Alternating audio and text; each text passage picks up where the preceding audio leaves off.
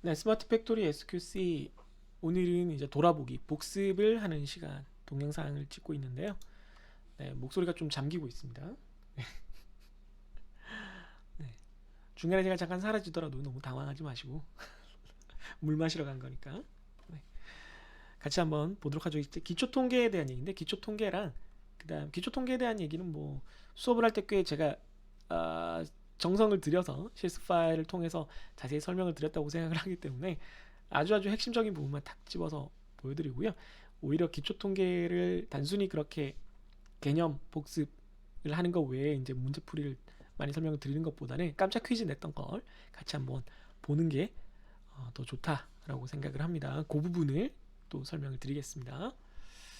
같이 한번 보죠. 기초 통계를 네, 요 강의 자료 기초 통계죠. 네.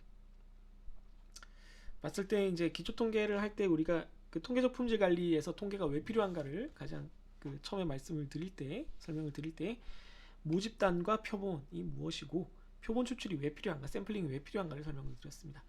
뭐 여러 가지 경우가 있는데 우선 불가능한 모집단에 대해서 다 살펴보는 것이 불가능한 경우가 있고요. 모집단의 정의가 너무너무 커서 전체 데이터를 다 파악하기가 어려운 경우도 있고 또 그 적절하지 않다 뭐 비용이나 시간이 많이 드는 경우도 있고 아예 불가능한 경우도 있는 거죠.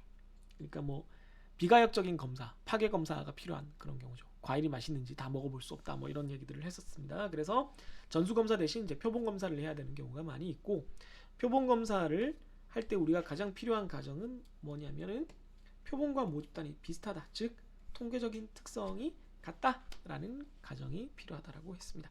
이게 다르다라면 표본을 사용하는 것이 아무런 의미가 없겠죠. 그래서 표본과 모집단과 표본에서 우리가 모수는 모집단의 어떤 통계적 특성을 나타내는 값이라고 있습니다. 평균, 표준 편차, 뭐 외도, 첨도 이런 것이고 통계량은 표본의 특성을 나타내는 값이고 실제로 측정을 할 수 있는 값이에요. 그렇기 때문에 우리가 뭐 추정이나 가설 검정을 통해서 뭘 하냐면 통계량을 통해서 모수에 대해서 짐작을 하거나 모수에 대해서 판단을 하는 일을 합니다. 그러니까 우리가 사실은 뭘 알고 싶은 거예요? 전체 모집단의 모수에 대해서 값을 알거나 값을 짐작하거나 혹은 거기에 대해서 어떤 판단을 하고 싶은데 안 되니까 그게 불가능하거나 적절치 않으니까 표본 데이터를 구하고 그 표본 데이터를 관찰해서 거기서 얻은 통계량을 가지고 모집단에 대해서 짐작하거나 평가를 하거나 판단을 하거나 하는 일을 하게 된다. 이런 얘기를 말씀드렸습니다. 네, 뭐 추정에 대한 얘기는 추정과 가설 검정을 나중에 또 우리가 배웠으니까 그 부분에 가서 얘기를 하면 되고요. 자료가 뭐 여러 가지 종류가 있는데 뭐 이건 되게 기초적인 얘기니까 간단하게 할게요. 질적 자료와 양적 자료가 있죠. 우리가 보통 이번 학기에 다루는 내용들은 대부분 양적 자료고 양적 자료에서는 특히 개수형과 계량형이 있습니다. 개수형은 이산적인 걸 말하는 거고요. 불량품의 개수 뭐 이런 것들이죠. 계량형은 연속된 자료들을 말하는 겁니다. 온도, 길이, 무게, 부피 뭐 이런 것들이죠. 그래서 개수형 자료들은 이산적인 확률 분포, 계량형인 자료들은 연속 확률 분포를 사용을 해서 구하게 됩니다. 요 장의 요 강의 자료의 내용이 크게 그렇게 두 가지죠. 이산 그리고 연속. 여러 가지 값들 중에서 이제 대표 값을 보면 중심을 표현하는 값이고 평균, 중앙값, 그리고 최빈값, 범위 중앙값 등이 있다. 그리고 평균과 중앙값의 차이에 대해서 간단하게 설명을 드렸었는데 뭐가 있었죠? 네. 이상치의 영향을 얼마나 받느냐 뭐 이런 것들을 말씀드렸습니다. 네, 여기에 적혀 있네요. 그리고 그 분위수 이런 것들도 간단히 설명을 드렸습니다. 1분위수, 2분위수, 3분위수, 4분위수 이런 것들 혹은 퍼센타일까지 여러분들이 알아두시면 좋겠고요. 그리고 평균 중에서 산술평균, 기하평균 의미, 기하평균이 어디서 왔다, 뭐 나일강 어쩌고 저쩌고 뭐 이런 얘기를 했었습니다. 그죠? 그리고 추가적으로 여기 뭐 많이 적었었네요. 그 숫자가 단위수가 달라질 때 어떤 일이 일어나는지 평균과 표준 편차가 어떤 일이 일어나는지 제가 설명을 좀 드렸었습니다. 네, 확인해 보시고요. 요거 설명 드릴 때 했었죠. 네, 확인을 해 보시기 바랍니다. 그런 다음에 이제 자료를 계산할 때 산포도 흩어진 정도에 관한 그런 통계량이 뭐 분산 표준 편차가 있죠. 그 다음에 그 분산을 구하기 위해서 오차 제곱합을 사용을 하고요. 그 다음에 이제 나중에 이제 관리도 배울 때 우리가 또 알게 되는데 뭐 요즘은 뭐 굳이 그럴 필요가 없을 것 같은데 예전에는 이 분산을 계산하기가 귀찮았기 때문에 범위 맥스에서 민을 뺀 범위를 가지고 이 분산을 대체하는 그런 도구들이 많이 있어요. 아직도 굳어져서 쓰고 있는데 범위는 맥스에서 민을 뺀 값이고 이것은 대체로 분산의 1대1 값이 똑같지는 않지만 비례하는 그런 성질이 있습니다.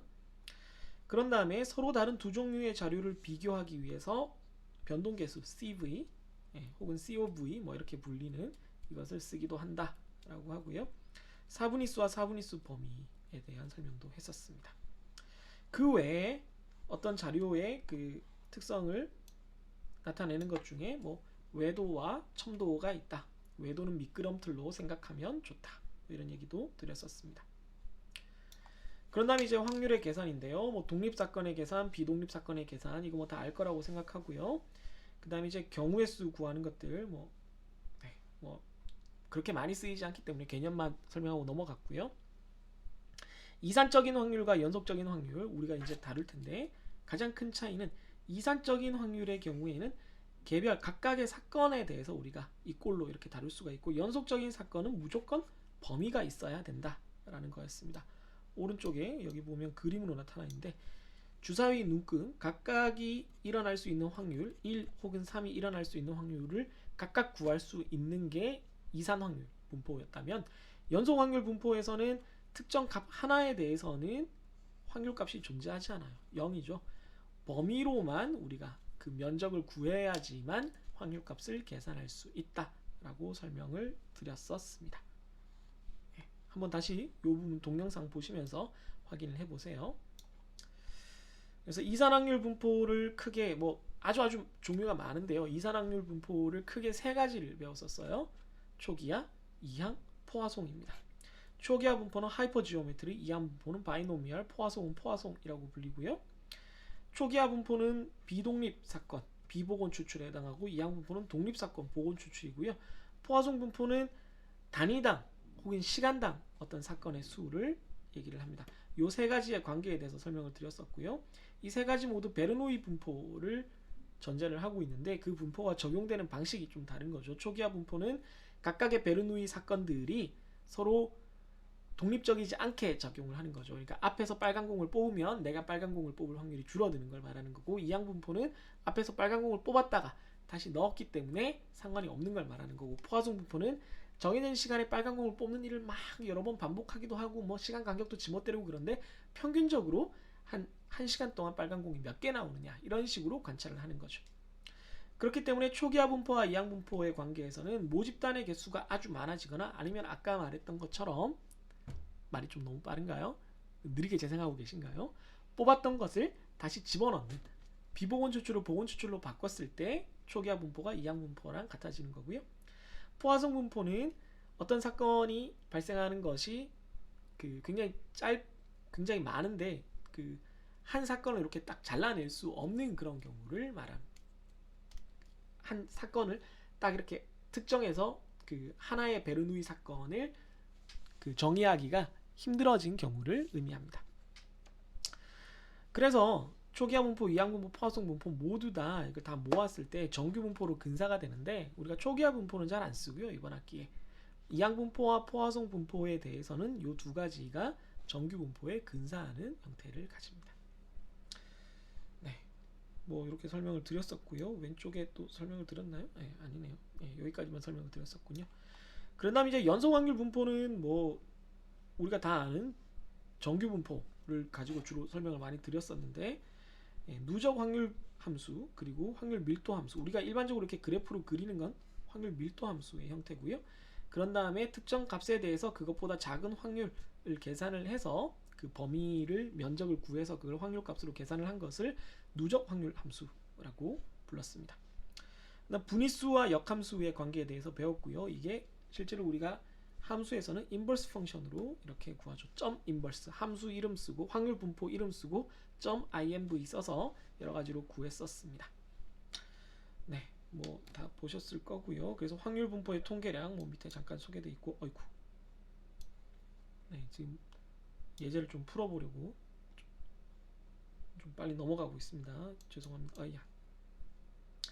그래서 연속 확률 분포는 우리가 제일 많이 쓰는 게 좌우대칭인 분포는 정규 분포랑 t 분포고요. 예, 정규분포에서 표준화를 이렇게 할 수 있죠. 평균을 빼고 표준 편차로 나눠주면 0의 평균과 1의 표준 편차를 따르는 분포로 바꿔줄 수가 있습니다. 함수는 norm.dist, norm.imv를 쓰는데 표준이라 그래서 s를 쓰는 경우가 있긴 한데 이걸 굳이 제가 설명드리지는 않았어요. 왜냐하면 함수를 여러 개 쓰면 여러분들이 헷갈리기 때문에.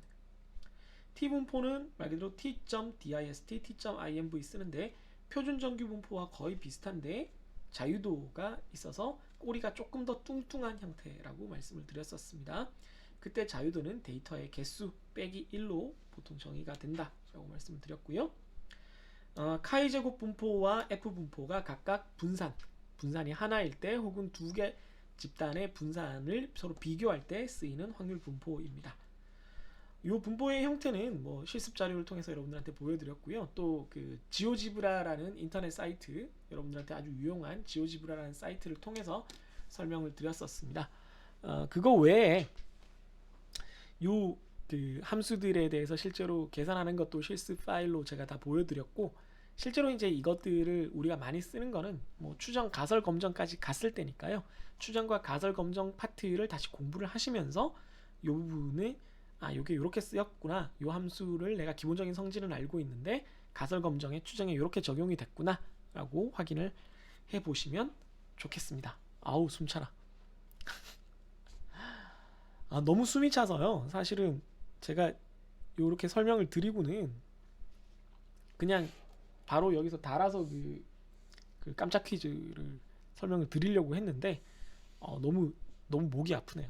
정말 죄송하지만 물을 좀 마시고 다음 동영상으로 돌아오도록 하겠습니다. 여러분들한테 너무 이제 동영상을 쪼개서 죄송한데, 네, 다음 동영상에서 깜짝 퀴즈를 설명을 드릴게요. 아니면 깜짝 퀴즈라고 따로 이름을 붙여서 동영상을 만들도록 할게요. 네, 그러면 잠시 후에 다른 동영상에서 여러분들 깜짝 퀴즈에 대한 설명과 그리고 추정과 가설 검정 파트 설명을 확인하시면 되겠습니다.